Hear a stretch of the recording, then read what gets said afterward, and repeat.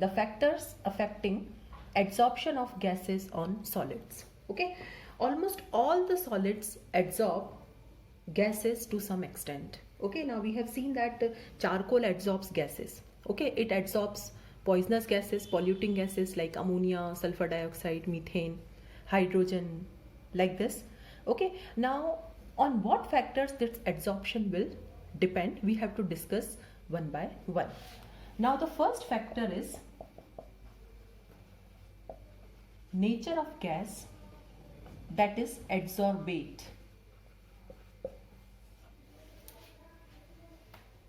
Now adsorption depends upon the nature of gas adsorbed. So adsorption depends upon the nature of gas.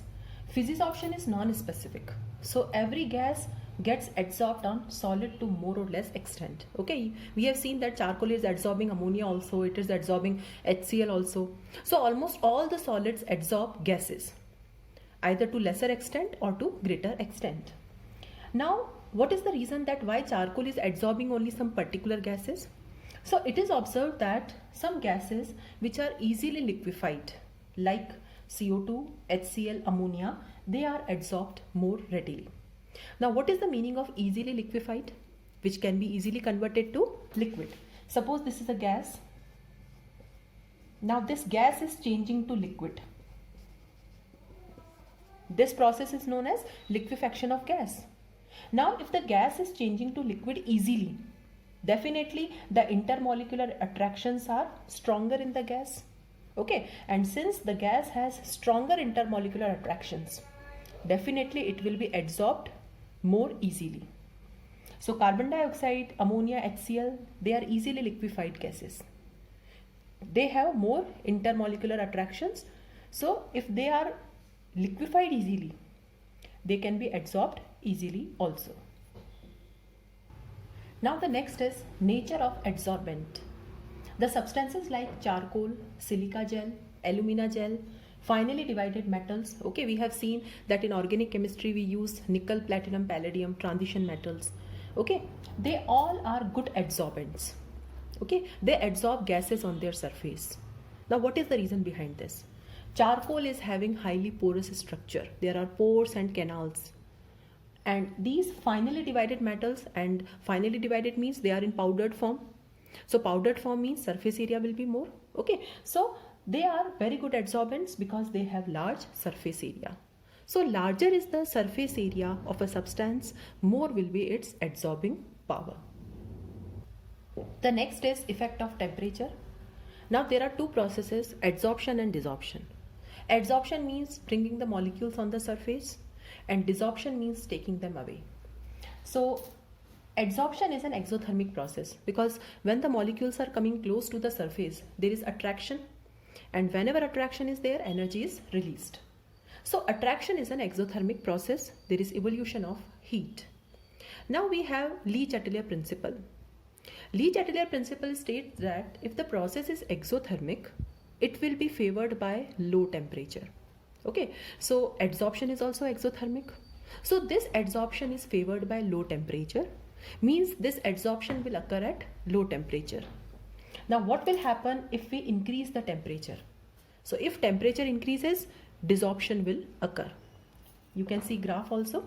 Okay, and likewise we can explain this in this way also, that when we increase the temperature, the energy of molecules increase and they escape out from the surface easily.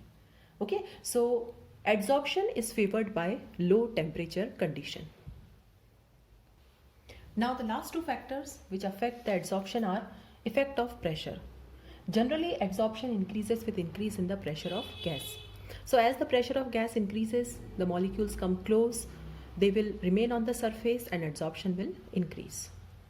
The last point is activation of adsorbent. What is the meaning of activation? Activation means increasing the adsorbing power. Now, how to increase the adsorbing power? So suppose once I have used the charcoal, now that charcoal is having the gases trapped in it. Now how to use it again? So it can be done either by mechanical rubbing. Mechanical rubbing we use for metals. Okay, mechanical rubbing means rubbing on the surface to make it rough. So whatever gases are adsorbed, they are removed. or by finally dividing them by powdering them, or by strong heating with superheated steam. For example, charcoal is generally heated with superheated steam so that whatever gases are trapped, they escape out and we can use it again and again. Okay, that's why sometimes we use the word activated charcoal. So activated charcoal means it is now activated, that is, it is heated with superheated steam. So these are all the factors which affect the adsorption of gases on solids. Now the next topic is adsorption isotherms. Now what are adsorption isotherms? These are the relation between the amount of gas adsorbed by the adsorbent and gas pressure at constant temperature. It is expressed in terms of a plot or a curve. Means we have to plot a graph between amount of gas adsorbed and pressure. X by m versus pressure. Now what is X? It means the mass of gas adsorbed. What is m? It is the mass of adsorbent. And pressure, gas pressure. Okay. Now X by m is known as extent of adsorption. Okay. So this X by m will be extent of adsorption, that how much adsorption is taking place. Suppose we have 10 kilogram of charcoal. Now before adsorption the weight of charcoal was 10 kilogram. Afterwards it becomes 15. So how much gas is adsorbed? 5 kg. So that 5 upon 10 is the extent of adsorption. And we have to see its variation with pressure. Now we have one adsorption isotherm in our syllabus, that is Freundlich adsorption isotherm, and we are discussing that in detail. Now this is the plot of X by m versus pressure. Now you can see the graph is like this. Okay, we are extra plotting the graph here and here. This is low pressure area, this is high pressure area, and this is intermediate pressure. Now what we are concluding from this graph? First is at low pressure. Now when the pressure is low, you can see a straight line is there.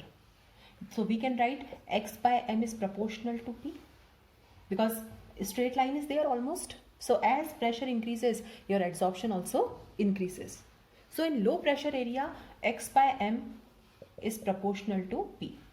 Now second is at high pressure. Now you can see at high pressure the graph is constant. Okay, means as the pressure increases, the adsorption also increases, but up to a particular value, and that pressure is known as saturation pressure. Afterwards, if you increase the pressure, then also the adsorption will not increase. So at high pressure, X by m is independent of pressure, or I can write P to the power 0, because we know P to the power 0 is 1, that is constant. So at high pressure, X by m does not depend on pressure. So X by m, okay, so this is the low pressure region where X by m is directly proportional to pressure. This is the high pressure area where X by m does not depend upon the pressure. Now in the intermediate value, in the intermediate range we are getting a curve. Okay,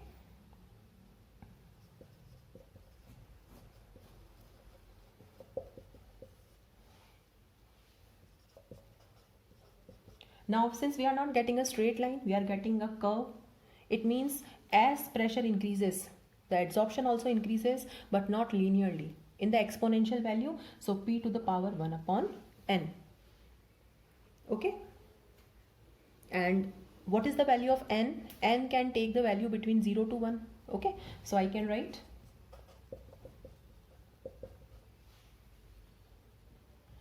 and this n is any whole number. Okay, now this is the final equation. So suppose if I put n is equal to 1, I will get this equation. If I put n is equal to 0, I will get this equation. And if the value is between 0 to 1, I will get the intermediate pressure. Okay, so this is the final Freundlich adsorption isotherm.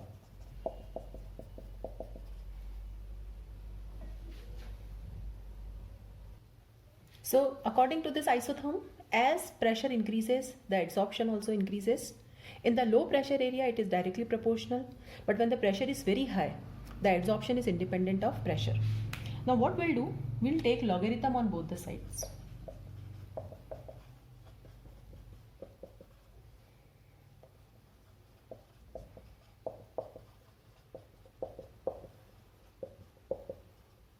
Okay, so log X by m plus 1 upon n log P. So this is y, mx and c. We are comparing this equation with this. Now plot a graph. Okay, it must be a straight line. So log x by m and log p. We are plotting a graph here. Now since a positive slope is there, increasing graph is there. Okay, now what is the slope? The slope is equal to 1 upon n, that is m. And what is the intercept on the axis? Okay, so intercept is this only, and this intercept is equal to log k. So from the graph we can calculate the value of n and k. So this was all about Freundlich adsorption isotherm, or the adsorption of gases on solids.